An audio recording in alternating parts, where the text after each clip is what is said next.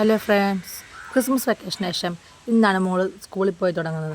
ഇന്നിവിടെ ആകെ ബഹളവും കരച്ചിലും അടിയും പിടിയും യുദ്ധം തന്നെയാണ്. പുറക്കെണീറ്റ് വന്നിട്ടുള്ള ചായ കൂടി കഴിഞ്ഞാൽ പിന്നെ അവളുടെ തലയിൽ നല്ലപോലെ എണ്ണ തേച്ച് കുറച്ചു നേരം കെട്ടി വയ്ക്കും. ഈ കാണുന്ന ചെരിയൊക്കെ ഇപ്പം കറക്കും. സ്കൂളിൽ പോകാൻ തുടങ്ങിയാൽ പിന്നെ ആകെ അവൾ കരഞ്ഞ് മെഴുകി ആകെ വിശപ്പശകാകും. അങ്ങനെയാണ് അവൾ സ്കൂളിൽ പോകുന്നത്. വെക്കേഷനൊക്കെ കഴിഞ്ഞ് സ്കൂളിൽ പോകുമ്പം ഒരു കരച്ചിലും അടിയും പിടിയൊക്കെ എൻ്റെ കുട്ടിക്ക് നിർബന്ധമാണ്. അങ്ങനെ അവൾക്ക് ബ്രഷ് ചെയ്യാനൊക്കെ കൊടുത്തിട്ട് ഞാൻ നേരെ പോയി അവളുടെ ബുക്സൊക്കെ അടുക്കി വയ്ക്കാൻ വിചാരിച്ച്. ബുക്സെല്ലാം ടൈം ടേബിളാണ് നോക്കി ബാഗിലെടുത്ത് വെച്ച്. എന്ന് രാവിലെ തന്നെയാണ് ടൈം ടേബിൾ നോക്കി ബാഗിൽ വെക്കാറുള്ളത്. വൈകിട്ട് ട്യൂഷൻ കഴിഞ്ഞ് വന്നാൽ പിന്നെ അവളെ ബുക്സൊന്നും എടുക്കാറില്ല. വീട്ടിൽ വന്നിട്ട് പഠിത്തമില്ല. കാര്യം ട്യൂഷൻ വീട്ടിൽ വെച്ച് തന്നെ ഹോംവർക്കെല്ലാം എഴുതി പഠിക്കാനുള്ളത് പഠിച്ചിട്ടാണ് വരുന്നത്. സ്കൂളിലെ പഠിത്തവും ട്യൂഷനിലെ പഠിത്തവും വീട്ടിലെ പഠിത്തവും കൂടെ ആകുമ്പോഴത്തേക്ക് കുഞ്ഞുങ്ങൾക്ക് തന്നെ ഓവർ വെയിറ്റ് ആവും. അതുകൊണ്ട് ട്യൂഷനിലെ പഠിത്തം മാത്രമേ ഉള്ളൂ. പിന്നീട് കുഞ്ഞിൻ്റെ സ്നാക്സ് എല്ലാം പറക്കി വെച്ചു. ഇത് തക്കാളി മുറുക്കും ഓറയുടെ ബിസ്ക്കറ്റുമാണ് കൊണ്ടുപോയത്. ഇത് തന്നെയാണ് അവൾ സ്ഥിരം കൊണ്ടുപോകുന്നത്. ഒരു ദിവസം തക്കാളി മുറുക്കാണെങ്കിൽ ഒരു ദിവസം ഓറിയോ ബിസ്ക്കറ്റ്, അങ്ങനെ തന്നെ മാറ്റി മാറ്റി കൊണ്ടുപോകും. ബ്രഷ് ചെയ്തുകൊണ്ടിരിക്കുമ്പോൾ തന്നെ ഞാൻ വിചാരിച്ചു അന്ന് തലയിൽ എണ്ണയും കൂടെ തേച്ച് വെച്ച് കൊടുക്കാമെന്ന്. അപ്പം രണ്ട് കാര്യവും നടക്കുമല്ലോ. അതിനെ പിടിച്ച് വലിച്ചിട്ട് തലയിൽ എണ്ണ നനയ്ക്കാൻ കൊണ്ടുവന്നു. പാരഷൂട്ടിൻ്റെ ഓയിലാണ് തേച്ച് കൊടുക്കുന്നത്. ഈ ഒരു ബോട്ടിൽ കഴിയാറായി. മുടിയാണ് ഞങ്ങളുടെ ഏറ്റവും വലിയ ആഗ്രഹം. അവർക്ക് ഏറ്റവും ആഗ്രഹം മുടി വളർത്തണമെന്നാണ്. അതുകൊണ്ട് ഞാൻ മുടി വളർത്താൻ വേണ്ടിയാണ് ഈ ഒരു എണ്ണ തേച്ച് തുടങ്ങിയത്. പ്രത്യേകിച്ച് റിസൾട്ടൊന്നും ഇപ്പോൾ ആയില്ല. 1 മന്ത് ആയിട്ടുള്ള യൂസ് ചെയ്ത് തുടങ്ങിയിട്ട്. നല്ല ജടയുള്ള മുടിയാണ് നമ്മുടെ. എത്ര എണ്ണ തേച്ചാലും ഒട്ടും നിൽക്കത്തില്ല. പെട്ടെന്ന് പോവും. പെട്ടെന്ന് ഡ്രൈ ആകുന്ന മുടിയാണ് എൻ്റെ മുടി. ഇതേ ടൈപ്പ്. അപ്പോൾ എത്ര എണ്ണ തേച്ചാലും എണ്ണ തലയിൽ പറ്റി കിടക്കത്തേ ഇല്ല. ഇപ്പോഴത്തെ കാലാവസ്ഥയും കൂടെ അനുസരിച്ച് ഒട്ടും പറയാം. ഇങ്ങോട്ട് വന്ന് കാറ്റ് വന്ന് എങ്ങനെ എടുത്തുകൊണ്ട് പോകുന്നു എന്തോ വെച്ചിട്ട് അതിങ്ങനെ നിർത്താനൊന്നും സമയമില്ല. പെട്ടെന്ന് കുളിപ്പിക്കുകയും ചെയ്യും. എല്ലാം ഷടപട എന്ന കാര്യം ഒട്ടും സമയമില്ല ഉള്ള കാര്യത്തിൽ. അവൾക്കൊരു കാര്യം ചെയ്തും തോന്നാൻ സമയം വേണം. എഴുന്നേറ്റ് തൂക്കി പിടിച്ചിരിക്കുന്നിട്ട് പിന്നെ പല്ലതേപ്പും കുളിയും എല്ലാം കൂടെ കഴിയുമ്പോഴത്തേക്ക് സമയവും. പിന്നെ യൂണിഫോമൊക്കെ ഇട്ട് കൊടുത്തു. കുളി കഴിഞ്ഞ് വന്നപ്പോഴത്തേക്ക് യൂണിഫോമും ഇട്ട്. പിന്നെ അവൾ സ്കൂളിൽ യൂണിഫോമിൻ്റെ വൈറ്റ് ബാങ്കിളാണ് ഇടേണ്ടത്. 2 കയ്യിലും ഒരു ബാങ്കിൾ ഇട്ട് കൊടുത്തു. കാരണം രാവിലെ അങ്ങനെ തല നനയ്ക്കാറില്ല അവൾക്ക്. ഞാൻ വൈകിട്ടാണ് ഇന്ന് തല നനയ്ക്കുന്നത്. പക്ഷെ ഇന്നലെ വൈകിട്ട് തല നനച്ച് കുളിപ്പിക്കാൻ പറ്റിയില്ല. ഇന്ന് ട്യൂഷൻ കഴിഞ്ഞ് താമസിച്ച് വന്നതുകൊണ്ട് സന്ധ്യ അതോടെ ഇവിടെയും തല നനച്ചില്ല.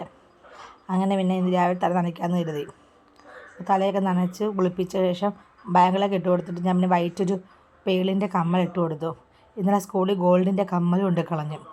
അതുകൊണ്ട് ഇന്ന് കടയിൽ നിന്ന് വാങ്ങിച്ചതാണ് ഇങ്ങനെ ഒരു പേളിൻ്റെ കമ്മൽ. സാധാരണ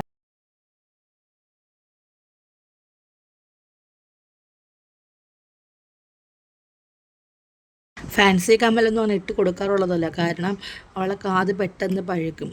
കൂടുതലും ഗോൾഡ് തന്നെയാണ് ഇടുന്നത്. സ്കൂളിൽ റെസ്ട്രിക്ഷൻസ് ഉണ്ടായിട്ട് പോലും നമ്മൾ ഗോൾഡ് ഊരാതിരുന്നത് കാത് പഴുക്കുന്നതുകൊണ്ടാണ്. പിന്നെ ഇപ്പോൾ കൊണ്ട് കളഞ്ഞത് കൊണ്ട് വേറെ നിവർത്തിയില്ലല്ലോ, ഇട്ട് കൊടുത്തല്ലേ പറ്റും. ഒന്നാമത് സ്വർണ്ണ വില ഹൈ ആയിട്ട് നിൽക്കുന്നത്. അതിൻ്റെ കൂടെ വെച്ചുള്ള സ്വർണ്ണമെല്ലാം കൊണ്ട് കളയുമോ?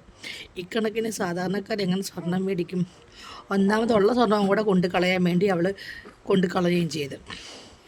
പിന്നെ കൺമഷിയൊക്കെ വരച്ചു കൊടുത്ത് കാര്യം നല്ലപോലെ പിരികത്തിൽ എഴുതി കൊടുക്കും. നല്ലപോലെ എന്നും പിരികം എഴുതി കൊടുക്കും. കാര്യം അവളുടെ കട്ടിയില്ലാത്ത പിരികം ഒട്ടും കറുപ്പുമില്ല അവളുടെ പിരികത്തിന്.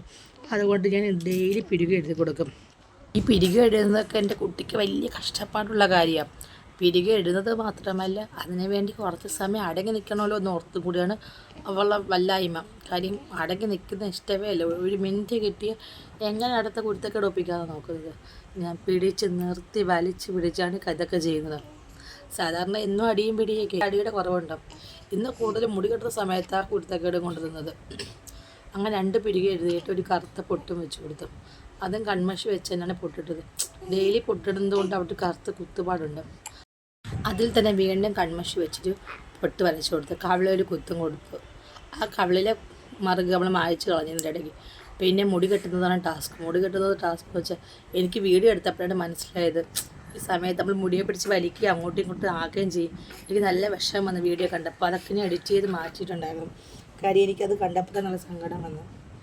തലമുടിയൊക്കെ നല്ലപോലെ കെട്ടി വൃത്തിയായി സ്കൂളിൽ പോട്ടെന്ന് കരുതിയാൽ നല്ലപോലെ കെട്ടാമെന്ന് വിചാരിച്ചത്. പക്ഷേ ആ സമയത്ത് ഒരു അടങ്ങി നിൽക്കാത്തത് കൊണ്ട് അങ്ങോട്ടും ഇങ്ങോട്ടും പിടിക്കുകയും മുടിയെ പിടിച്ച് വലിക്കുകയും ചെയ്യുമ്പം അത് അപ്പോഴത്തെ രീതി ചെയ്യുന്നതാണ്.